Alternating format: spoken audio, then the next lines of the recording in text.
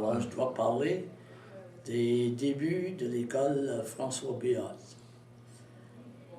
Vraiment, c'est une histoire très intéressante. Et le début de l'école remonte en 1980, lorsque le ministère des Anciens combattants a été déménagé d'Ottawa à Charlottetown, qu'il a fallu qu'il y ait, dans les environs de Charlottetown, une école française pour le personnel, du ministère de francophone. Alors, immédiatement, le conseil scolaire de l'unité 3 a été impliqué à mettre en marche l'établissement de l'école. À ce moment-là, moi, Francis Blanchard, était dans l'emploi du ministère de l'unité scolaire numéro 3 et on m'a mis en charge de l'établissement de l'école, bien certain avec l'appui de mes supérieurs, le surintendant et les 2 assistants surintendants. Alors, la toute première chose, il a fallu trouver un local.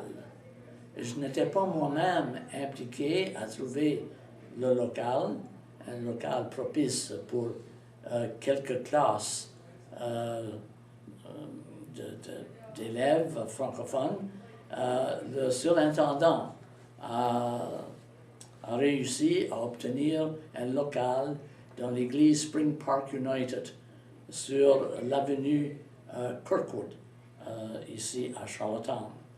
Alors, à cette église-là, il y avait des salles de classe qu'on a pu louer à la commission scolaire pour l'école française. Alors, pour arriver à Charlottetown, il leur fallait une école française et le conseil scolaire a organisé une telle école avec mon aide à la commission scolaire. Lorsque on a annoncé l'ouverture d'une école française à Charlottetown, les dirigeants de la commission scolaire se demandaient combien y aura-t-il d'enfants qui iront à cette école-là. Alors, dans leur tête, ils ont dit il n'y aura jamais plus qu'une 50aine d'enfants. Moi, j'ai dit aux dirigeants, bâtissez une école ou bien établissez une école, puis vous aurez des enfants. Ça, c'est sûr et certain. Alors, pour débuter, on n'avait que 5 inscriptions au début du mois de septembre. Et puis, les premiers jours de l'école, on n'en a vu que 3, parce qu'il y avait une élève dont les parents ont été mutés ailleurs dans leur travail, et puis il y avait un autre élève qui n'est pas venu parce que les parents ne croyaient pas qu'il y avait un avenir à l'école.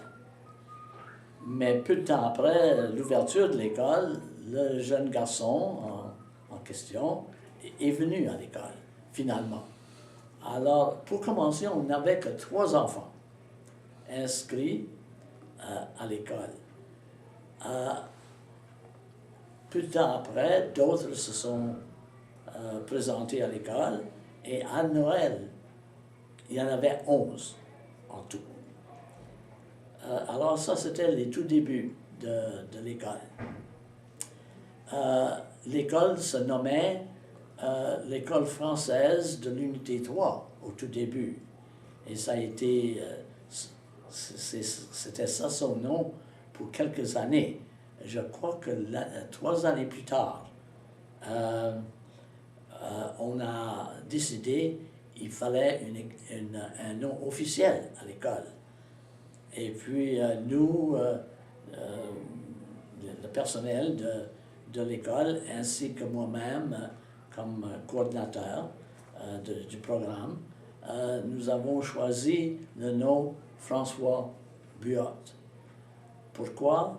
C'est parce que François Buot était le premier enseignant acadien après la déportation à l'île du Prince-Édouard.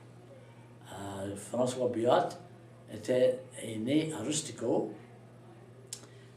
Et puis, lorsque le curé du temps, l'abbé Jean-Louis Beaubien, cherchait un professeur pour enseigner dans une petite école qu'il a créée dans son presbytère, il a trouvé François Buot, qui savait lire un peu et chiffrer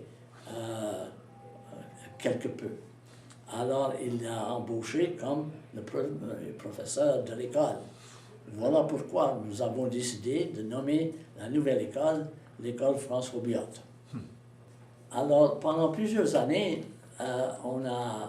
l'école était établie en arrière de l'église Spring Park United. Et puis, ensuite, lorsque le carrefour a été bâti, l'école est entrée au carrefour. Okay. Et ça, c'était en 1991, si je me rappelle bien. Okay. Et puis, là, il y avait une cinquantaine d'élèves à l'école à ce moment-là.